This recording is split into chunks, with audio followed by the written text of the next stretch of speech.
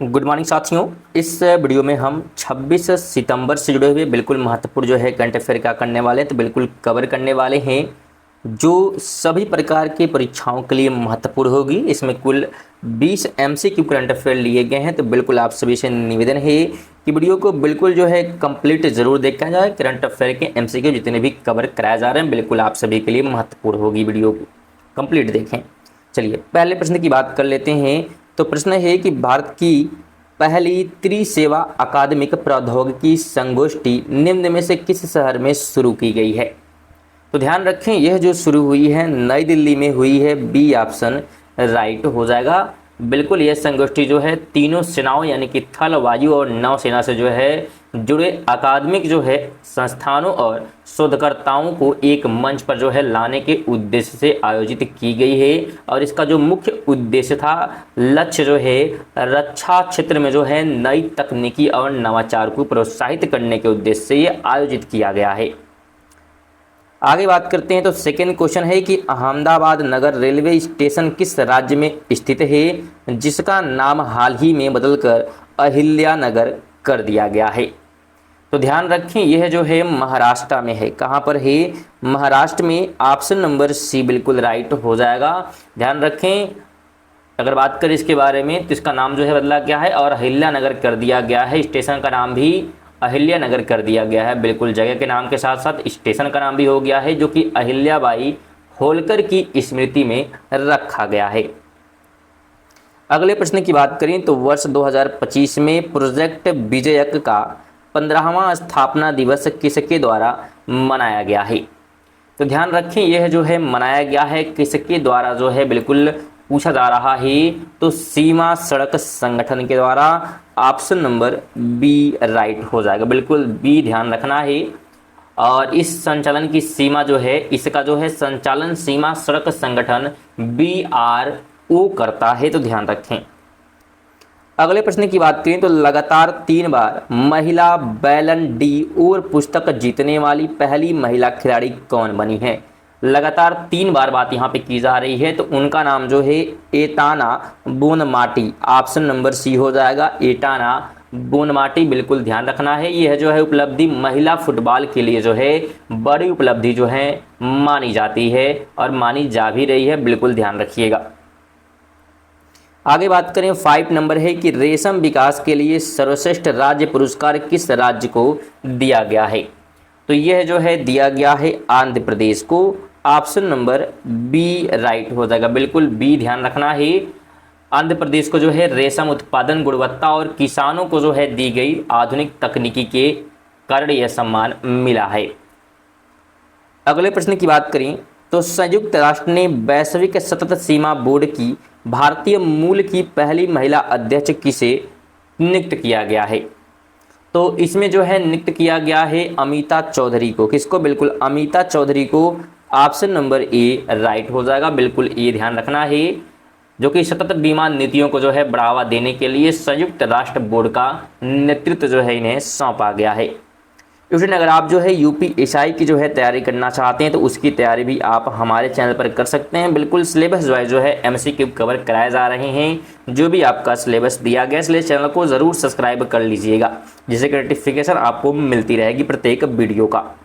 चलिए आगे बात करें। 7 नंबर है कि E-गवर्नेंस पर 28वां राष्ट्रीय सम्मेलन किस शहर में आयोजित किया गया? किस शहर में आयोजित किया गया, यह जो है पूछा जा रहा है। तो ध्यान रखें, यह आयोजित हुआ है विशाखापट्टनम में।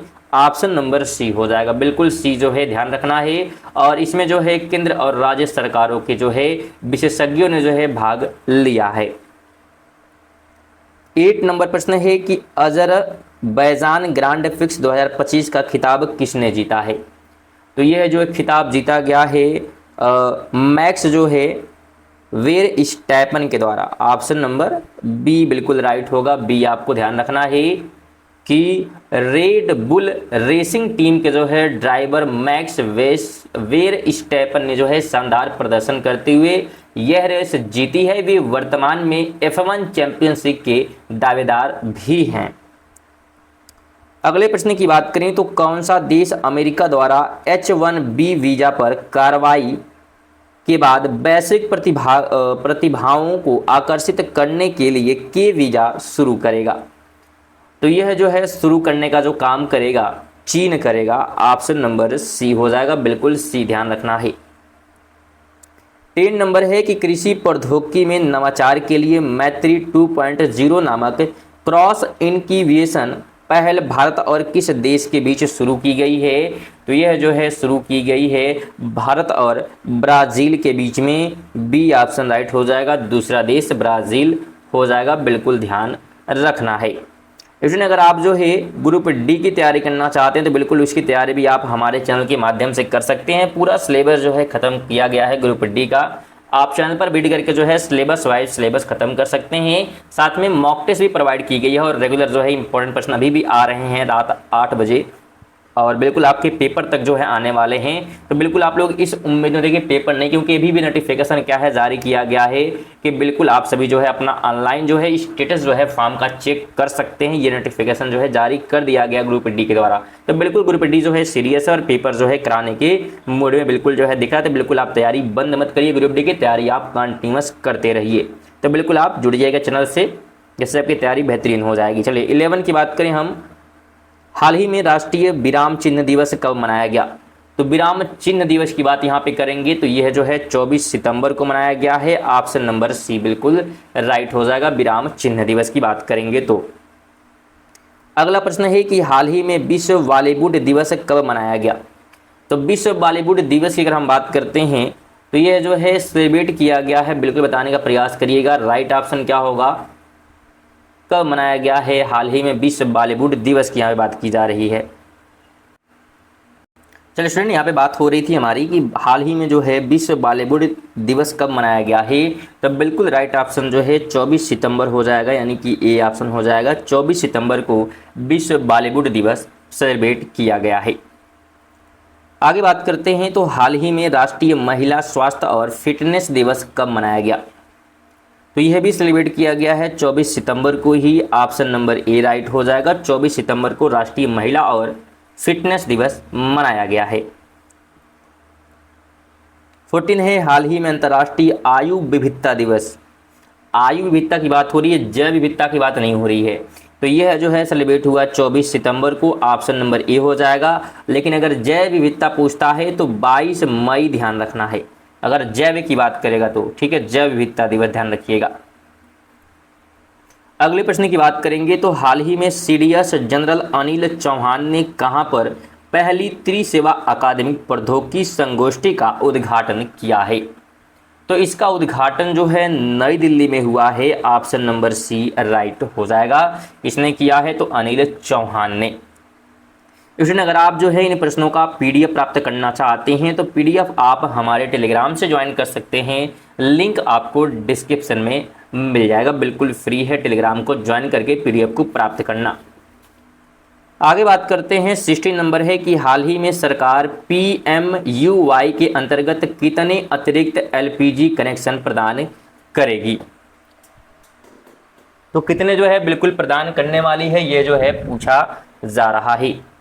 तो अगर हम राइट की यहाँ बात करें तो लगभग 25 लाख। कितना? 25 लाख। ऑप्शन नंबर बी हो जाएगा।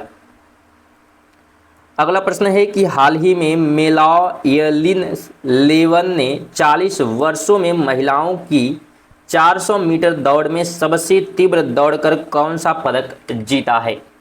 तो इसमें जो है स्वर्ण पदक जीता गया है। ऑप्शन नंबर ए राइट हो जाएगा। किसने? तो मेलायलिन लेवन ने, बिल्कुल ध्यान रखें।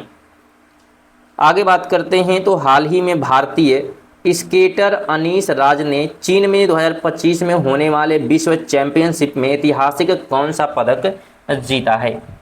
तो इसमें अगर बात करेंगे कौन सा पदक जो है जीता गया है तो इसमें जो है कांस्य पदक जीता गया है। बी ऑप्शन बिल्कुल राइट हो जाएगा। अगला प्रश्न है कि हाल ही में किसने वनडे में सबसे तेज भारतीय शतक बनाया है? तो यह जो है बनाया है किसने? बिल्कुल तो स्मृति मंदाना, ध्यान रखना है, स्मृति मंदाना। ऑप्शन नंबर क्या होगा? तो डी ऑप्शन बिल्कुल ध्यान होना चाहिए। अगले प्रश्न की बात करें तो हाल ही में भारतीय नौसेना और हेलेनिक नौसेना के बीच पहला द्विपक्षीय समुद्री अभ्यास कहाँ संपन्न हुआ है? तो यह संपन्न हुआ है भूमध्य सागर में। ऑप्शन नंबर क्या होगा, तो बिल्कुल बी ऑप्शन राइट हो जाएगा। बी आपको ध्यान रखना है, बिल्कुल बी ऑप्शन। और नहीं थे हमारे 20 करंट अफेयर। बात कर लेते हैं आज के क्वेश्चन ऑफ द डे की। तो आज की अगर हम क्वेश्चन ऑफ द डे की बात करते हैं, प्रश्न है कि प्रकाश वर्ष निम्नलिखित में से किससे संबंधित है। बिल्कुल आपको जवाब देना है इस प्रश्न का। ऑप्शन है मौसम, दूरी, ध्वनि या गति। तो इस प्रश्न का राइट आंसर आप सभी लोग कमेंट बॉक्स में बताएंगे। और बिल्कुल वीडियो अगर यहाँ तक देखें तो वीडियो को लाइक और शेयर कर दें। साथ में चैनल पर नए हैं तो जरूर चैनल को सब्सक्राइब कर लीजिएगा। चलिए मिलते हैं अगली वीडियो तक के लिए। जय हिंद, वंदे मातरम।